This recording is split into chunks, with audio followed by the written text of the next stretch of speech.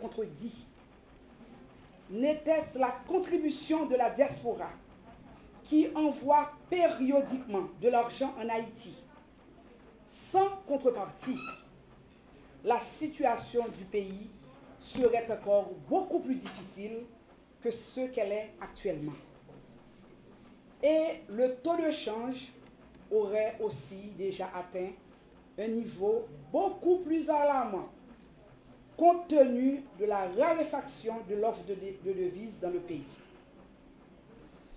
D'où l'urgente nécessité de nous atteler donc à mener des politiques publiques efficaces et créer pour ce faire un environnement de services publics convivial pour nos ressortissants à l'étranger.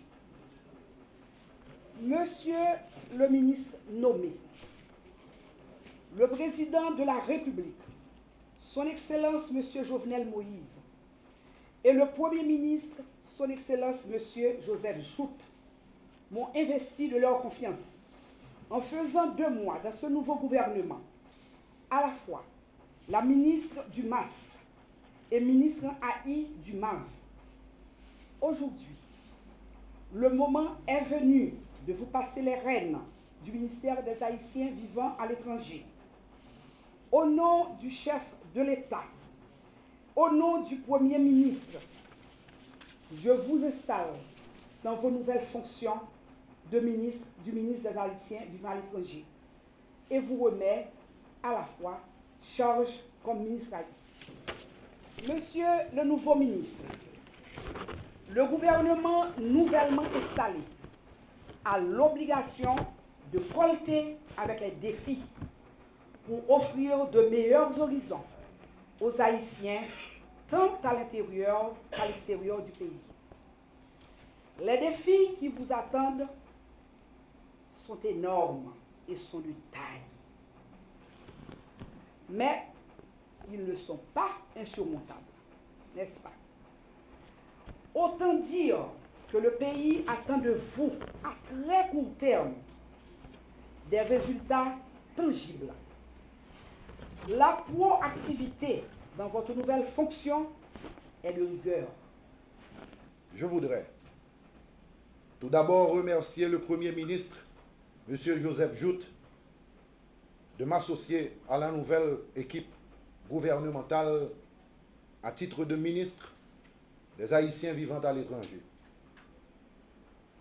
Ce très important département ministériel, qui est un organe d'information, de liaison, d'orientation, de facilitation, d'intégration et de coordination des activités de la diaspora en Haïti. Je sais gré à son Excellence Jovenel Moïse, président de la République, d'avoir accepté le choix fait de ma personne pour accéder à cette position. D'entrée de jeu, je déclare solennellement être totalement disponible pour mener à bien la tâche qui m'est confiée et de tout mettre en œuvre pour donner les résultats attendus. Ma loyauté envers mon pays sera mon guide. J'entends donc user des ressources qui seront mises à ma disposition au sein de cette institution pour établir avec notre diaspora un partenariat dynamique et éclairé et de rester en tout temps à l'écoute de ces desiderata en vue d'y apporter des réponses appropriées. La diaspora est une richesse pour notre pays. Il nous faut donc, pour faciliter son intégration et sa participation active dans le développement économique, scientifique et social de notre pays. Ayant été moi-même un membre de cette diaspora pour une période, je sais combien nos compatriotes de l'extérieur rêvent de voir leur Haïti se régénérer, se moderniser, redevenir la perle des Antilles, où règne la paix, la sécurité, la convivialité, un havre où ils pourront développer des affaires et installer une base de retraite pour eux-mêmes et pour les membres de leur famille. Alors, chers amis, nous avons du pain sur la planche. Nous ne sommes donc pas à l'heure des longs discours, mais plus à l'action, pour atteindre des résultats tangibles en faveur de notre diaspora qui mérite tout notre respect vu son apport à l'économie nationale.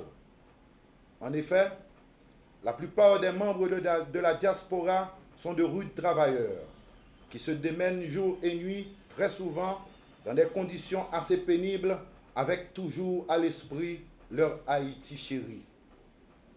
Je ne terminerai pas sans rendre un hommage aux cadres et aux employés de cette administration tout en leur demandant de me prêter main forte pour poursuivre et parfaire le travail initié par mes prédécesseurs. Je compte sur la collaboration et la loyauté de tout un chacun pour entamer de nouveaux chantiers en vue de renforcer la liaison entre notre diaspora et nous autres de l'intérieur.